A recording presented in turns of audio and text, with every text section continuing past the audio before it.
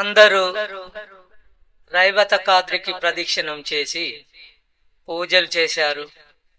ఆ సమయంలో అర్జునుడు సుభద్రను చూసి అతని మనసు చెల్లించినది. అది చూచి శ్రీకృష్ణుడు, స్వామి, తమరు సన్యాసులు అందమైన అమ్మాయిలను అలా చూడరాదు అని అన్నాడు. అర్జునుడు సిగ్గుపడ్డాడు. అర్జున, నీకు నా చెల్లెలు సుభద్ర మీద మనసు ఉందని నాకు తెలుసు. నీ కోరికను దేవకి వసుదేవులకు చెప్పి సఫలము చేస్తాను అని పలికాడు. బలరాముడు కూడా అక్కడకు వచ్చాడు. అర్జునుని నిజమైన మునీశ్వరుడు అనుకొని ఆయనకు నమస్కరించాడు. స్వామి, తమరు ఇక్కడే ఉండి తమరి చతుర్మాస వ్రతాన్ని నిర్విఘ్నంగా కొనసాగించండి అని అర్థించాడు. దానికి అర్జునుడు సంతోషంగా ఒప్పుకున్నాడు. బలరాముడు సుభద్రను అర్జునునికి సేవలు చేయడానికి. అర్జునుడు ద్వారకలో క్షేమంగా ఉన్నాడని శ్రీకృష్ణుడు ఇంద్రప్రస్థానికి వార్త పంపాడు. అర్జునుని హావభావాలు అందచందాలు చూసి నిజంగా అర్జునుడే అని అనుమానం కలిగింది సుభద్రకు. తన అనుమానం నివృత్తి చేసుకోవాలని అనుకున్నది. ఒకరోజు అర్జునుని చూసి, స్వామి, తమరు ఎన్నో పుణ్యక్షేత్రాలు దర్శించారు కదా, మా బావ అర్జునుడు తమరికి కనిపించాడా అని అమాయకంగా అడిగింది సుభద్ర. అర్జునుడు ఇంకా విషయం దాచి ప్రయోజనం లేదనుకున్నాడు అని ఎత్తి రూపం తీసి యథార్థ రూపంలో కనిపించాడు. సుభద్ర ఆనందానికి అవధులు లేవు. తన చిరకాల కోరిక నెరవేరినందుకు సిగ్గుతో పులకించిపోయింది. అర్జునుడు సుభద్రను గాంధర్వ విధిని వివాహం చేసుకుందామన్నాడు. కానీ సుభద్ర ఒప్పుకోలేదు. నన్ను మీకు ఇవ్వడానికి మా వాళ్ళు సిద్ధంగా ఉన్నారు, వారే మన వివాహం జరిపిస్తారు అని అంతఃపురానికి వెళ్ళిపోయింది. శ్రీకృష్ణునికి ఈ విషయం తెలిసింది. దేవకి వసుదేవులకు ఇతర యాదవులకు ఈ విషయం చెప్పి వారిని సుభద్ర అర్జునుల వివాహానికి ఒప్పించాడు. శివ పూజలు చేయాలని బలరాముడిని ఇతర యాదవులను అంతరద్వీపానికి పంపాడు. తాను కూడా వారితో వెళ్ళినట్టు వెళ్ళి మరల ద్వారకకు తిరిగి వచ్చాడు. శ్రీకృష్ణుడు దేవేంద్రుణ్ణి పిలిపించాడు. అందరి సమక్షంలో సుభద్ర అర్జునుల వివాహం వైభవంగా జరిగింది. ఇంద్రుడు తన కుమారుని పెళ్లికి ఎన్నో కానుకలు ఇచ్చాడు. అర్జున, నీవు సుభద్రను తీసుకొని బంగారు రథం ఎక్కి ఇంద్రప్రస్థము వెళ్ళుము అని చెప్పి తాను కూడా ఏమి ఎరగనట్టు మరలా అంతర్ద్వీపానికి వెళ్ళిపోయాడు. అర్జునుడు బంగారు రథం మీద సుభద్రను తీసుకుని వెళుతుంటే ద్వారపాలకులు చూచారు. వారికి సుభద్ర అర్జునుల వివాహ విషయం తెలియదు కాబట్టి ఎవరో వీరుడు సుభద్రను తీసుకొని పోతున్నాడు అనుకొని అర్జునుని అడ్డగించారు. అర్జునుడు సుభద్రకు రథం పగ్గాలు ఇచ్చాడు. తాను యాదవ వీరులతో యుద్ధం చేశాడు, వారిని ఓడించాడు. యాదవ వీరులు ఈ విషయాన్ని వెంటనే బలరాముడికి తెలిపారు. బలరాముడు యాదవులందరినీ సమావేశపరిచాడు. యాదవ వీరులంతా కోపంతో ఊగిపోయారు. వెంటనే పోయి అర్జునుడి మీద యుద్ధం చేసి సుభద్రను తీసుకుని వద్దాము అని అనుకున్నారు. వారిని శాంతపరిచి బలరాముడు శ్రీకృష్ణునితో, కృష్ణ, నీకు తెలియకుండా అర్జునుడు సుభద్రను తీసుకుని వెళ్ళాడా అని అడిగాడు. అన్నయ్య, అర్జునుడు తన మేనమర్దల్ని వివాహమాడి తీసుకు వెళ్ళాడు. అది తప్ప ద్రోణాచార్యుని శిష్యుడు అర్జును జయించడం అంత సులభమా? అతని పరాక్రమము తమరు స్వయంవర సమయంలో చూడలేదా అని అన్నాడు. బలరాముడు ఏం చేయలేకపోయాడు. అక్కడ అర్జునుడు సుభద్రతో ఇంద్రప్రస్థం చేరాడు. సుభద్ర, మనం ఇలా వెళ్తే ద్రౌపది మనల్ని చూచి పౌరుషంగా మాట్లాడుతుంది, అందుకని ముందు నువ్వు వెళ్ళి ద్రౌపదిని నీ అత్తగారు కుంతిని పరిచయం చేసుకొని వారి అభిమానాన్ని సంపాదించు అని చెప్పి సుభద్రను కొంతమంది బాలికలతో అంతఃపురానికి పంపాడు.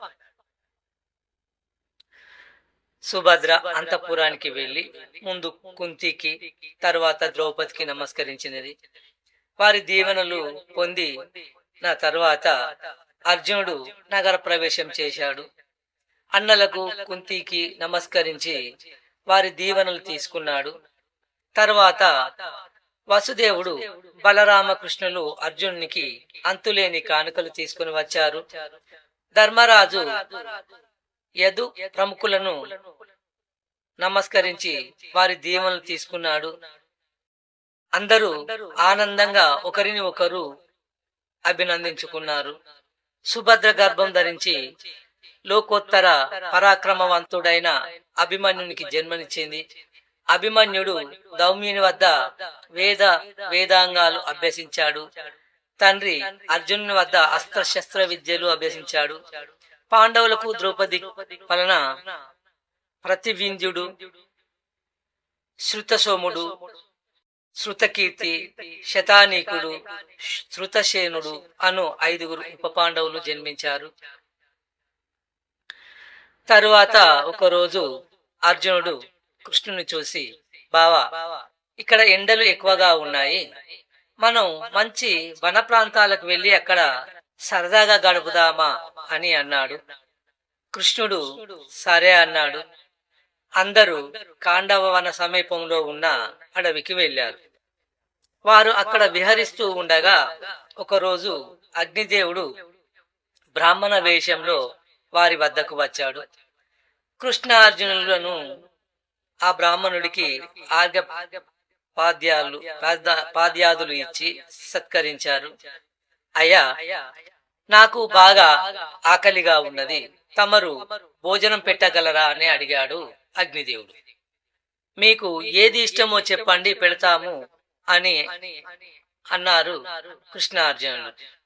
అప్పుడు అగ్నిదేవుడు తన నిజస్వరూపమును చూపి, నేను అగ్నిదేవుడను, నేను ఆ కాండవ వనాన్ని దహించాలి, కాని ఇంద్రుడు అడ్డుపడుతున్నాడు.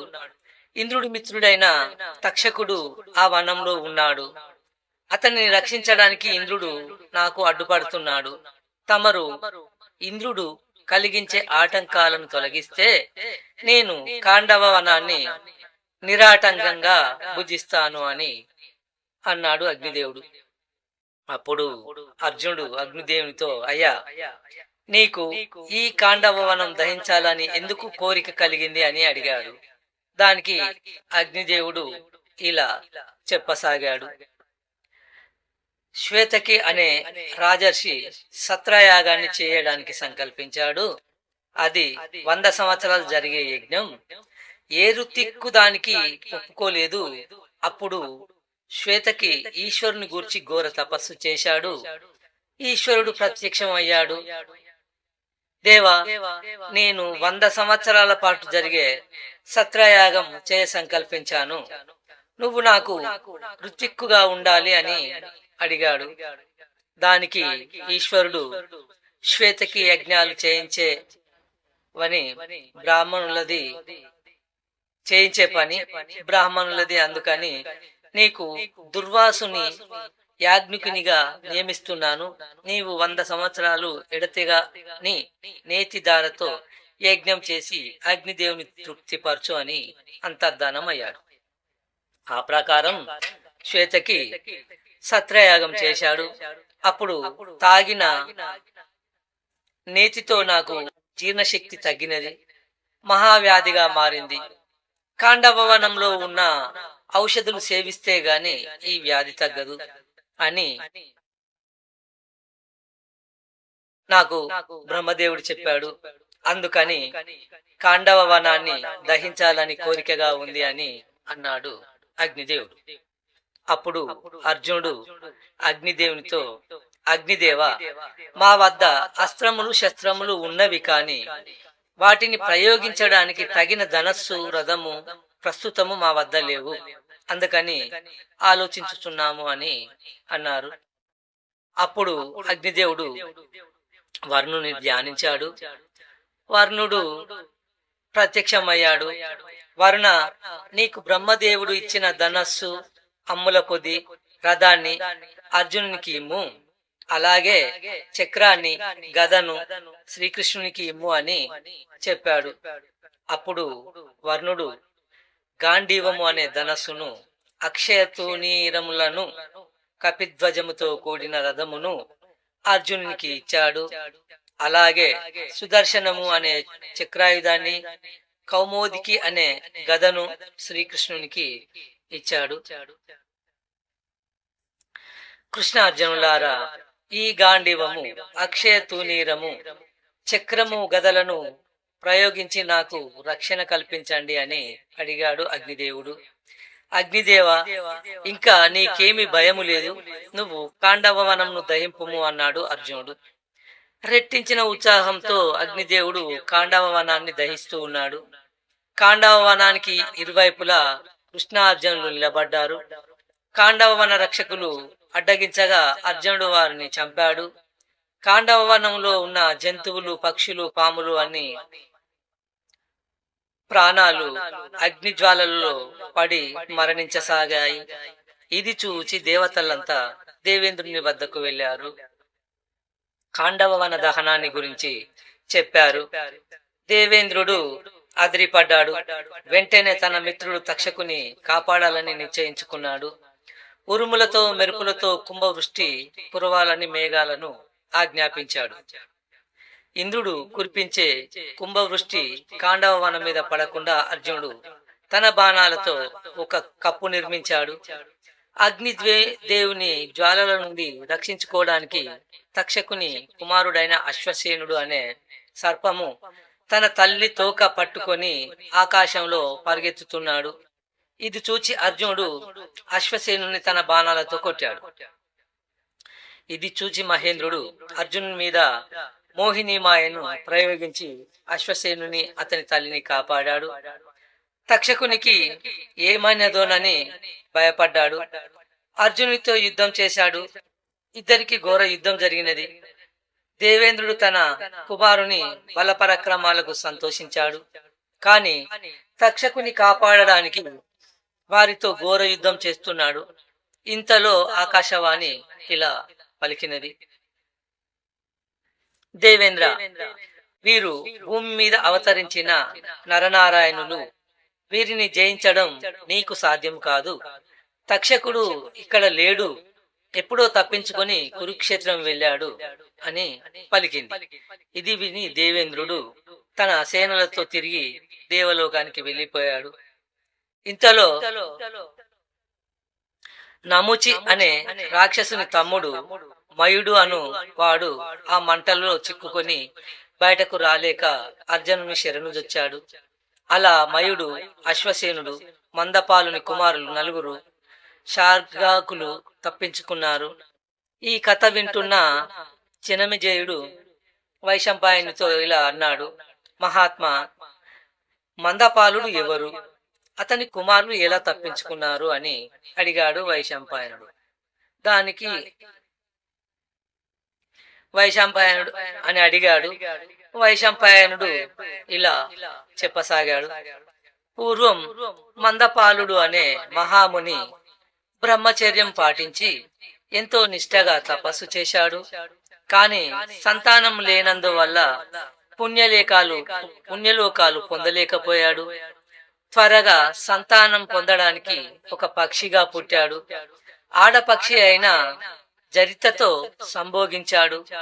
నలుగురు కొడుకులను కన్నాడు. వారంతా కాండవవనంలో ఉన్నారు. అగ్నిదేవుడు కాండవ వనాన్ని దహించబోయే ముందు తన కుమారులను రక్షించమని ప్రార్థించాడు మందపాలుడు. అగ్నిదేవుడు సరే అన్నాడు. మందపాలుడు తన కొడుకుల దగ్గర ఉన్నాడు. ఇంతలో మంటలు దగ్గరకు వస్తున్నాయి. మందపాలుడు కొడుకులను భూమిలో ఉన్న కలుగులో దాక్కోమన్నాడు. తండ్రి, కలుగులో దాక్కుంటే ఎలుకలు మమ్మల్ని తినేస్తాయి, ఇక్కడ ఉంటే పవిత్రుడైన అగ్నికి ఆహుతి అవుతాము, ఇదే మంచిది కదా అని అన్నారు. సరే అని మందపాడు జరితపైకి ఎగిరిపోయారు. సరే అని మందపాలుడు జరిత ఎగిరిపోయారు. నలుగురు శారాజకులు వేద పఠనం చేస్తూ మాకు అభయం ఇమ్మని ప్రార్థించారు. అగ్నిదేవుడు ఇది విన్నాడు. మీరు మందపాలుని కుమారులు అని గుర్తుపట్టాడు. మందపాలునికి ఇచ్చిన మాట ప్రకారం ఆ చెట్టును వదిలి పక్క నుండి వెళ్ళిపోయాడు. అలా మందపాలుని కుమారులు బతికారు. మందపాలుడు కూడా తన కుమారులు బతికి ఉన్నారని తెలుసుకుని సంతోషంగా పుణ్యలోకాలకు వెళ్ళిపోయాడు. అగ్నిదేవుడు నిర్విఘ్నంగా కాండవవన దహనం పూర్తి చేశాడు. తన రోగం పోగొట్టుకున్నాడు. తనకు సహాయం చేసిన కృష్ణార్జునులను దీవించాడు. మహేంద్రుడు కూడా తన కుమారుని శౌర్య పరాక్రమాలకు సంతోషించి అర్జునునికి ఆగ్నేయాస్త్రము, వారుణాస్త్రము, వాయవ్యాస్త్రములను ఇచ్చాడు. కృష్ణార్జునులు కూడా కాండవవనంలో పరిచయమైన మయుని వెంట పెట్టుకొని ఇంద్రప్రస్థానికి వెళ్లారు. జరిగినది అంతా చెప్పి మయుని ధర్మరాజుకు పరిచయం చేశారు. అంతా సుఖంగా ఉన్నారు. మహాభారతము ఆది పర్వము అష్టమశ్వాసము ఈ రోజుతో సమాప్తం. రేపు మరలా